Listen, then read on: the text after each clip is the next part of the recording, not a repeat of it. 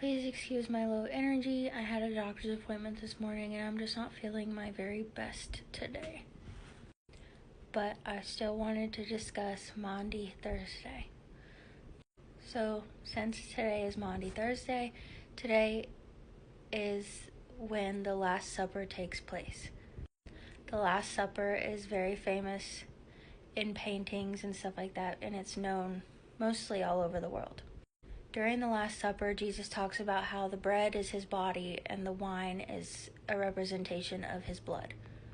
So if you're familiar with communion, that's kind of what it ties in together, how we take the bread or the cracker that we get in church, and it's the representation of his body, and what we drink is the juice as the representation of his blood that was sacrificed for us on the cross. As I mentioned yesterday, Jesus already knows who betrays him, and he even says, one of you will or has already betrayed me. And Judas had the nerve to go, "Is it I?" I don't know. And then he tells Peter that he's going to deny him 3 times before the rooster crows. And he's like, "What? That ain't happening. I would never deny you, Lord." But he doesn't, But an important thing to remember here is that Jesus knew that Judas betrayed him already. Like, he knew in his mind, and he knew because he's God. But he still had him at the table. He still had him eat with them. He still accepted him as his disciple. He never cut him out. Now, the next thing that happened on this day was that Jesus washed all of the disciples' feet. Now, you're probably wondering why Jesus washed his disciples' feet. The washing of the feet was Jesus' lesson to his disciples about humility and being willing to serve humanity in such a way that is pleasing to the Lord. But Jesus also wanted his disciples to have an example of what they need to do to serve humanity in such a way that is pleasing to the Lord and that would satisfy God's calling on their life, and that would help someone see what the true reasoning behind the sacrifice of the cross was. I hope I'm making sense. My mind's a little jumbled today just because I don't feel well, so I'm trying. If I don't make sense, just let me know. But my mind is kind of just like, whoo. So every thought in my brain is like scattered. So I'm scatterbrained today, and my TikTok keeps stopping while I'm recording, so I'm having to think about what I had already said. It's just a mess. But Jesus was ultimately setting an example to the disciples about humility and how to serve humanity in a sense that Jesus would, or that is pleasing to the Lord.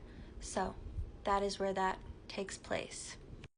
Now, in the evening time, Jesus then goes to the garden to pray and to one more time ask the Lord, if there is any other way that we can do this, please take this from me, but if there's not, I will do it. And that just kind of shows me that there is humanity in Jesus, because he's like, please take it from me if I don't have to do it.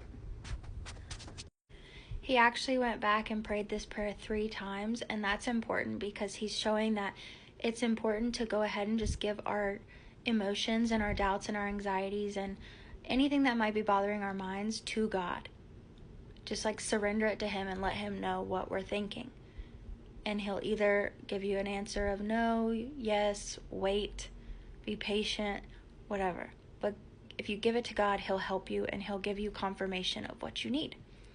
So then Judas, later that night, comes into the garden with the chief priests people to arrest Jesus.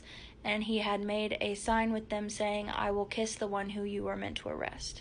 So they get there and he walks up to Jesus and kisses him on the cheek, I believe.